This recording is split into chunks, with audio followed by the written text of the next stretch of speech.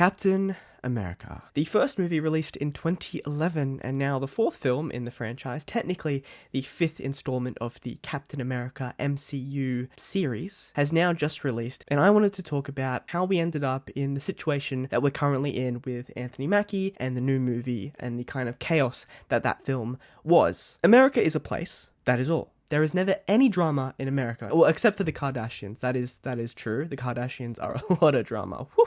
So imagine my joy when I found out that Disney were going to make a movie called Captain America. That's going to do well in China. I've noticed a lot of online discourse with the new movie, specifically starring Anthony Mackie, also known as the guy from 8 Mile.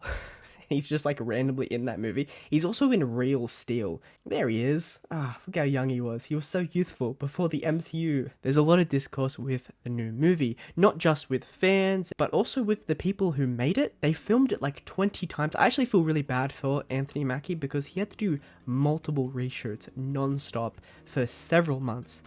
So what the hell is going on, Marvel?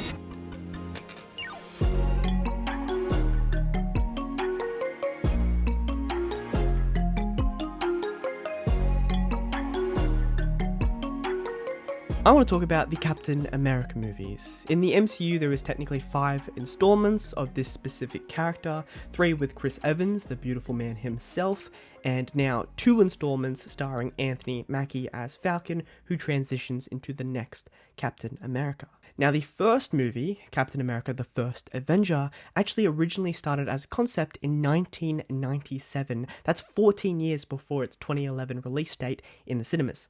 There was a huge legal lawsuit in terms of who actually owned Captain America. However, by 2005, everything finally resolved, and this was the crazy thing. They were actually going to hire Jon Favreau to direct the movie, but he ended up choosing Iron Man instead. He was going to make a buddy cop kind of film. Another person they were going to hire was Louis Leterrier.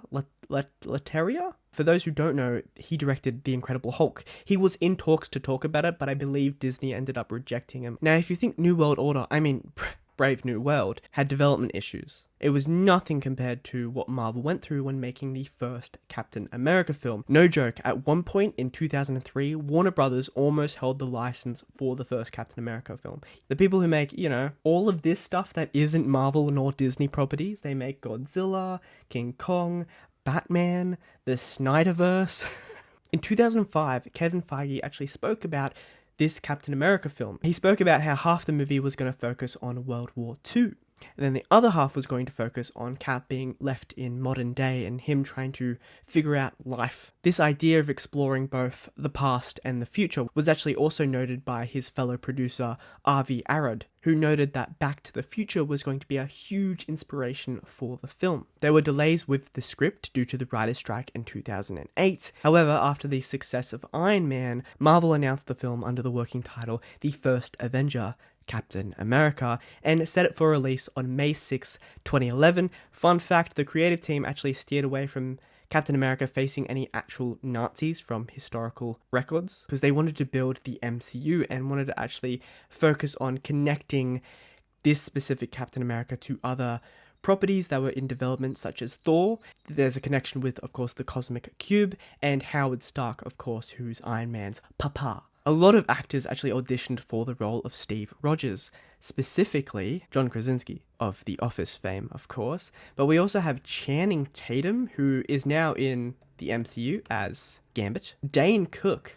Wild. Dane Cook. Huh? Zachary Levi, which again he is also in the MCU. He ended up being in 2 of the Thor films. Glenn Powell, who, what did he look like in 2011? Oh, he would have been a little boy.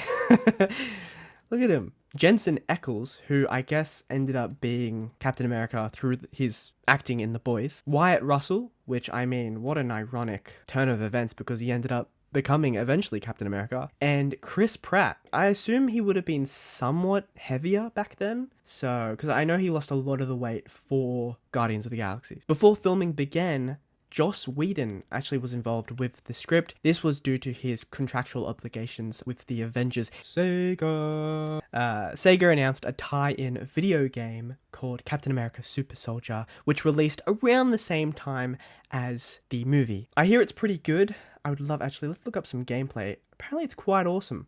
Thank you, Blitzwinger. So this is the game, and it actually looks really awesome. It would be a lot of fun to play. Apparently, it's kind of very much like the Batman Arkham games. They also released a iPhone game, which I remember quite a lot because it was a lot of fun, and it was my kind of only experience with Captain America when I was a young lad. Yeah. Remember 2011, ladies and gentlemen, time was just so much more innocent back then.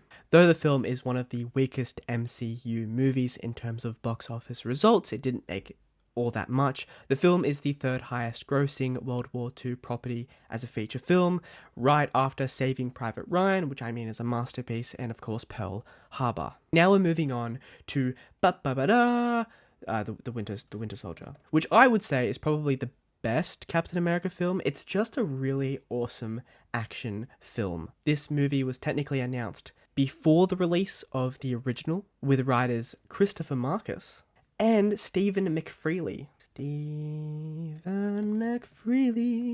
Oh, I said that wrong. These two, I'm pretty sure, are responsible for the first 3 eras of the MCU. They really built up the whole Thanos, the Infinity Stones. These are the guys responsible, and Captain America was the big push for these writers being on board. The film was going to be a spiritual successor to the Avengers, following old Steve and his rehabilitation after the impacts of being, frozen and stuck in time. F. Gary Gray was attached to possibly direct, however he ended up leaving the project because he was more interested in doing a biography of the NWA, which was a fantastic film as well, so I think he had 2 really great opportunities, and he chose one, and he pulled it off. From my understanding, the story took a lot of time to actually get a first draft. However, once the film was drafted, it didn't really change all that much after the initial writing, which is extremely rare for a Hollywood film. Usually they go through various types of drafting and plots and endings, but according to what I researched, this movie was like a one and done, boom, boom, boom, let's do it. McFeely and Marcus wanted to make the film a lot more grounded and wanted to move away from the very fantastical elements of the first film. Of course, there's the exception of the Nazi computer guy. This is like the only exception that they wanted. Of course, the Winter Soldier as a character was the most organic and natural next step for Captain America. And now Bucky's got his own team with the Thunderbolts? I'm going to say the Thundamentals, but that's a band. During press interviews before the Winter Soldier's release, it was described as a political thriller. Originally, Hawkeye was meant to be in the role of Black Widow in the film, but they ended up feeling that Scarlett Johansson and Chris Evans had better chemistry, and they thought that something was established within the Avengers film, and they were like, hey, why don't we just keep making this a thing? By the way, Chris Evans and Scarlett Johansson have been in like 50 billion movies together. Chris Evans and Scarlett Johansson. Kids, they're not married.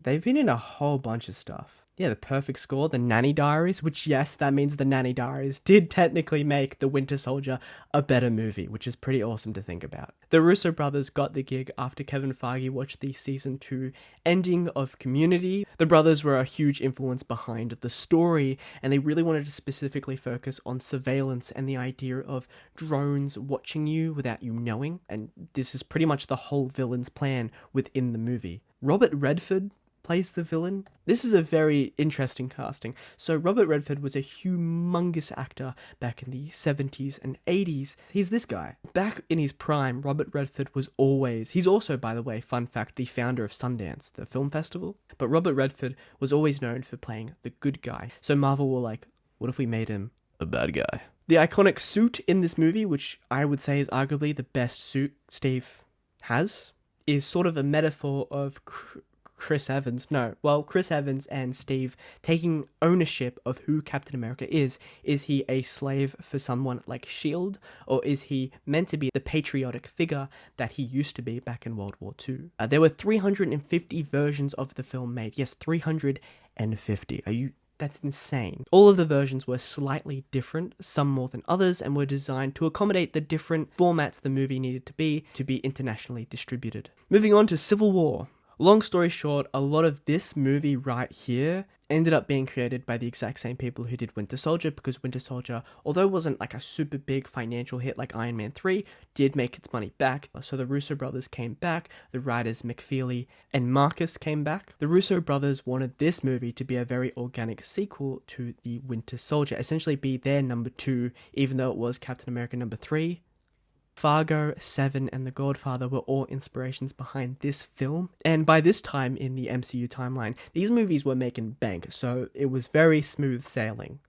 Well, not very smooth, just like reasonably smooth. Apparently the idea of adapting Civil War, which was one of Marvel's biggest comics, like it was huge, was a very kind of yes and no situation at Disney, because they didn't know if they were going to do it, because if they did, they wanted to do it properly. But then Robert Downey Jr. jumped onto the project, and the rest is history. They're like, yo, Robert Downey Jr., how can you say no to this guy? Because of the movie's like insane cast, like I mean, everyone's in this. It was known as Avengers 2.5. It was the film that introduced the Black Panther. It was the second movie that Ant-Man was in, and he just got introduced into the MCU at the time. Then there was Spider-Man. Spider-Man was a massive thing, and if you're into the MCU at this time, this was nuts, because Sony just had a bunch of flops with the Amazing Spider-Man films. I'm sorry, Andrew Garfield, I really am. 6 young actors were selected for the role, and they went through various types of auditions and screen tests, specifically with Chris Evans and Robert Downey Jr., and eventually, after many, many weeks of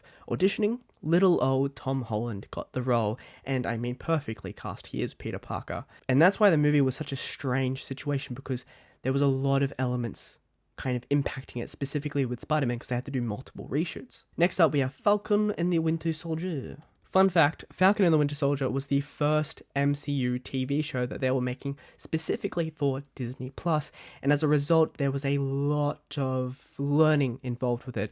It originally started development in 2018, and it was actually produced by Marvel Studios, not Marvel TV, who are responsible for Agents of S.H.I.E.L.D., Runaways, which, I mean, does anyone remember the Runaways TV show? Also, Cloak and Dagger, does anyone remember this show? Yeah, man, just young, attractive people being young and attractive. Ugh. The Falcon and the Winter Soldier was meant to be a buddy cop sort of story. Series like Lethal Weapon, Rush Hour, and 48 Hours were huge inspirations behind the story. This guy right here, Malcolm Spellman, was attached as the series writer. Carey Skulgland was attached as the director. She directed all 6 episodes, and each episode cost about $25 million each, which is... I'm just like sweating thinking about that.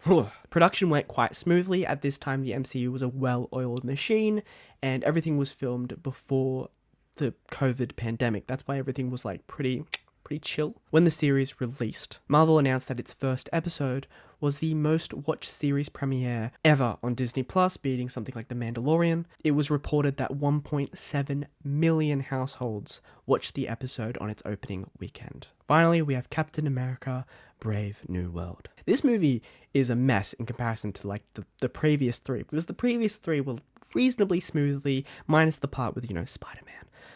I don't know why I whispered that. I guess I'm scared of Tom Holland. Now, because Falcon and the Winter Soldier released during the pandemic, Anthony Mackie had no idea if they were going to make a season 2. He wanted to because he really loved working with Sebastian Stan, of course, and Daniel Bruhl. Did I pronounce that right? This guy, he plays Zemo in the film, in Civil War, and also Winter Soldier. Unfortunately, they ended up announcing a feature film. Julius Onahar was hired as the director, and Disney announced that although this was the 4th Captain America film, it was going to be focusing on a brand new story and establishing brand new characters as well. It was deemed as a paranoid thriller. I don't know what that means, I'm scared. Weirdly enough, I personally think it's also like a spiritual successor and sequel to The Incredible Hulk, which came out in 2008. Because of various reshoots in Atlanta, the movie was delayed, and it was actually meant to come out last year when Deadpool and Wolverine came out, but they ended up switching the productions around. Also, Mark Ruffalo announced that he was going to be in the film, but apparently that changed. Like, the film is an absolute mess in terms of what it was going to be, what it was at one point, but then test audiences didn't like it, and then now it's like a reasonably like meh film from what I understand. I am going to be seeing it very soon. Apparently the action's quite fun, so at least they got that right. They did learn one thing. The Marvels had a huge budget, over $300 million. This movie, Captain America: Brave New World, had a budget of only $180 million. I know, only $180 million. pennies. So that's how we got here. That's how we got to the latest Captain America. It makes sense. Like, I mean, Falcon becoming Captain America always made sense. In the comic books, he is Steve's best friend. He does have a connection with a Falcon in the comics, but not in the show. Even though the first movie was so, like, crazily developed, originally starting in 1997, it feels like Marvel has really slowly lost the plot. I don't know if it's the leadership, but it feels like the first 3 Captain America movies went really smoothly. Even Falcon and the Winter Soldier was a really smooth development. But this last one, man, it just is a nightmare. Have you seen Brave New World? Let me know. This was a really fun video on looking at the history of Captain America, and I'd love to make more videos like this. Thanks for watching. I will see you when I see you, I guess.